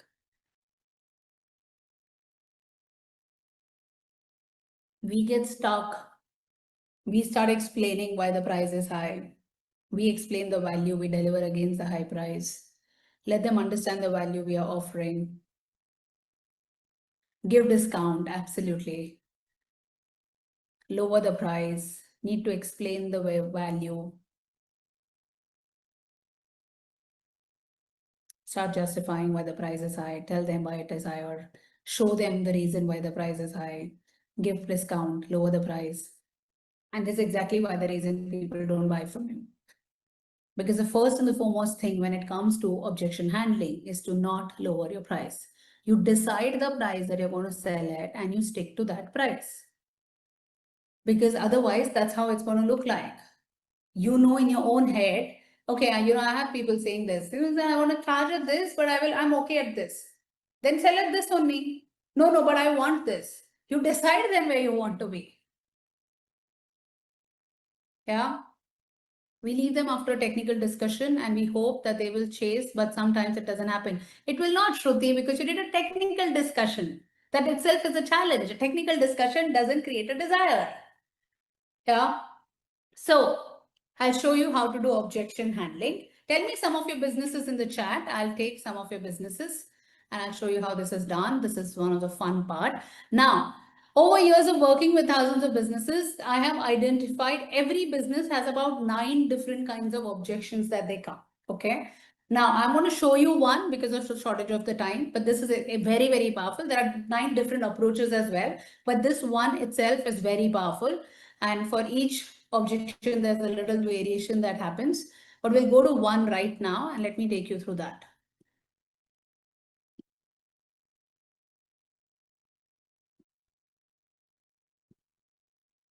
Let me go to the chat, see some of the businesses. Where is the businesses gone? I did tourism yesterday, so I'll skip that.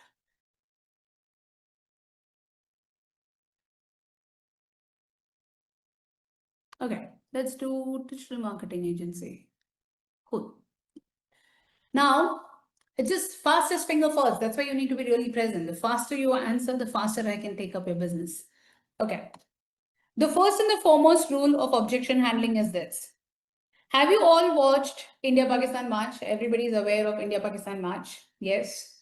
Ever heard of in the match that you will only have India, both the countries winning? Ever heard that both the countries won? Ever heard that? No, right? Because that doesn't happen. It doesn't work like that. So first and the foremost rule of objection handling is this, that you and your client prospect come in 2 different teams, because if you're in 2 different teams, you're going to lock horns and only one person wins. And if one person wins, then it's a loss either ways, because as a business owner, your approach should be to do a win-win deal. Okay. Now, when it comes to objection handling, let's assume your client is at point A and here's your solution. The minute you start justifying your price, the minute you start telling why the price is higher, the minute you start, explaining all the reasons, your client has a version, you have a version, you have locked horns and they're never buying from you. The only option is discount, lower the price, or they may not actually even buy in spite of that. So how do you do it? You do this with a very powerful approach that's called as a feel, felt, found method. Okay. So let's understand the first approach, that's feel. Somebody had a digital marketing solution. Can you give me the name again? I missed the person's name. Okay, Priyanshu. Priyanshu has a digital marketing business. Okay. Now let's assume Priyanshu is selling to Shekhar. Okay. Now Priyanshu quotes his price and Shekhar says this is very expensive. So the first thing to do is understand the client, agree with the client, know what they're feeling. It's okay. If Ferrari guy says, oh, I have a, the guy goes to a Ferrari showroom, says, I had a Maruti budget, but I want a Ferrari. The Ferrari guy is not going to start over explaining. He's going to say, he's going to nod, he's going to smile, he's going to like, I get it. Right? So same way, you have to get it. So Priyanshu is going to tell Shekhar, I understand, Shekhar. I get what you're saying. No problem. Yeah. So you're saying, I feel what you're feeling. So you understand, you being with the client. So what's happening in here? Now Shekhar is saying what?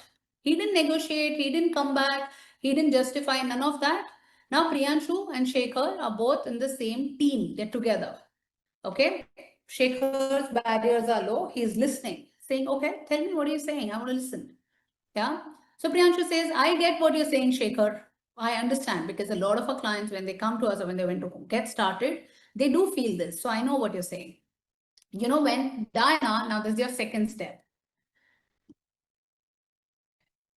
When Diana came to us and she wanted to, let's assume that, let's assume now Shekhar is into tiles. Okay, so I'm just guessing. I think that's what I saw. Now let's assume that Shekhar is into building homes. Okay, and that's what Priyanshu helps. He helps people who are into building homes to find the relevant leads and convert them. So now he's going to say, Shekhar, I get it. I understand what you're saying. When Diana came to us, she felt the same because she was paying us such a high amount and she did not have, our charges are 3.5 lakh, and she did not have that kind of a budget because she was not even getting clients who could pay her premium. And, she felt the same. I get what you're saying. So what he's doing, he's taking Shekhar to this point here. Now they've started walking through this journey, this path. Now he's saying, but here is what Diana realized as we sat down and worked with her. She realized why is it she's not getting her premium clients, how she's actually doing her ads completely wrong, how her entire targeted at a wrong audience, how her ad copy is not even positioned right. And we showed her how just by getting 2 clients in the coming months, she can actually be covering 2 times the price of what she's paying us. And we showed her how we can actually get her about 30 leads at this much budget, which was way lower than what her earlier budget was. But for the work that we do in putting the positioning, the targeting, getting the ad copies right, and all of that is why we charge premium. And Diana actually realized that what she's going to spend with us is going to actually help her save money. And she is going to make 3 times more. And this is just a one-time investment. The next 3 months, she would have actually made 9 times the money that she's investing. And she got started. She was willing to give that a shot. We made her payments easy for her. She paid in 2 parts. And now she's actually made 12 times her investment. And she's so happy working with her. This is what she's doing. Boom. Shekhar says, I never realized I had these problems with my business. And you're going to help me fix all of that. So this price is worth it. So what is Priyanshu doing? He's showing Shekhar how the money is going to invest is going to be more for the ROI that he's getting, the value that is going to be way higher, the returns are going to be way higher, and the money is much lesser by not justifying, by not telling anything to Shekhar, but by showing Diana's journey. And that's going to shift in Shekhar's head saying that, wow, this is how it is. And that's what happens with most of our clients. And, do you think if I can make this easy for you to get started right now, you would be in a position to get started? Can we talk about it? Take it forward. Simple. Easy, powerful, simple. See what? That's it. Yeah, that's it. That's how easy and simple objection handling can be. An objection is not a no. An objection is a fear, an uncertainty, a guilt, a concern masked in the form of a no. Your job is to take that away and create certainty and show them that you are the person who can create the solution for them. Simple, simple. Yes. Yes. Yes. That's how easy things are. I can keep going for the next 4 days, 5 days. We can keep talking about sales, and which is what we keep doing when we do the 6-month journey. Is there's so much learning, so much things to study, but it's so easy and such simple, easy tweaks that gets the result faster and faster. It's all about getting 1% better each day. And imagine the progress you're going to have in 4 weeks. And what is that going to look like? It is so simple in real life, man. I'm a person who comes from a no sales, no finance background. I have a rule in my company. I don't hire people from sales backgrounds because they're so used to convincing, talking, negotiating, all that. I don't want such people in my team. I don't get them. That's not allowed. Our sales team has 0 salespeople from zero sales background because I don't want it. It's programmed in your head that it's so difficult and you have to convince a client. It's easy, it's simple, it's conversation. It's knowing the best interest of your client and you can show them that. Here's what I'm going to do for you now. I'm going to shoot out an assessment. How will I teach my salesperson all this? I can show you how we will teach your salesperson all of this in a while. Stay back for the ones who want to learn all of this, for the ones who want to implement this into your business. How many of you think if it is this easy and if I can show you with my team step by step how to do this, each small little changes one by one over the next 3 months, over the next 4 months, your business can change the face of it. And you can be doing such an effortless method of selling, making money, having fun, having a great life. How many of you would want that? Go and say me in the chat box, because I'm going to tell the serious ones how to do this. I'm not going to sell you anything. we do select who we work with. We are very, very selective about who we work with. Okay, so when you will come on a call with us, you will have to speak to my team in a way that the team is going to ask you questions for you to even qualify yourself. Because if we bring you on board, we create guaranteed results. So I need to be very sure who we are bringing on board. You have to be willing to do the work. You have to be willing to be aligned with us. You have to be willing to be open and be coachable and teachable. Only then can we create results for you. Okay, so we really evaluate that. So when you will get a chance to book a call today, I will tell you everything today. I'll tell you the process. I'll tell you the pricing. I'll tell you all of it. Okay, but when you'll get a chance to book a call today, so even if you have the money right now, you can't pay the money and you can't block the seat. That's not how it works. Because we want to see if you're a right fit. We want to be sure, number one, that we will create result for you. Number two, that you're a right fit for us to work with you. Okay, and that's the only conditions in which we board you. So you will get a chance to book a call with my team. Book that call.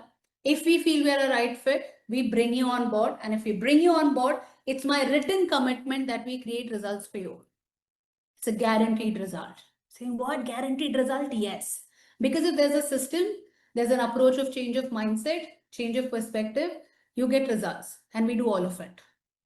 And there's no one who can actually shout out loud and tell you guarantee. Everybody says, वो तो आप पे depend होता है. नहीं, हम आपको करवा के लेंगे. We'll work with you. But you have to work with us. And that's why we evaluate and see if you're a right fit. Okay, so you're going to get a chance for that. Hold on, stay around. Don't just log off. Don't be lazy about it. Stick around because I first wanted to do an assessment and identify and understand where you really stand. Team, can you shoot out the assessment for them and tell me where will they get it? I'm going to give you an assessment for you. These are going to be questions. Okay, that's the link in the chat box. Click on that link. These are going to be questions with multiple options. I'm only and only giving you about, there are 23 questions. I'm giving you 5 minutes to do this. Okay, nothing more than 5 minutes because I don't want you to overthink. Choose your answers, A, B, C. Choose whatever your answers are. Click, click, click, click, click. And in 5 minutes, once that is done, I will tell you about the results and where you really stand in terms of your sales, in terms of your finance. It's going to be a mirror for you to take an evaluation of where you stand. And if you continue doing what you do, what's going to happen with your business? All right, so everyone, click on that link, take that quiz. Don't be lazy. This is your assessment for you to know where your business stands because that's going to give you a big B's and C's and mostly C's. All right, cool. If your answers were mostly A's, then you are in a good place when it comes to sales, a better place. You just need few fine tuning in your sales system and in your sales process, which can make you an industry leader and turn around the entire journey of your sales. If you are in mostly B's, then you're leaking a lot and lakhs of revenue in your business. Your clients are ghosting you.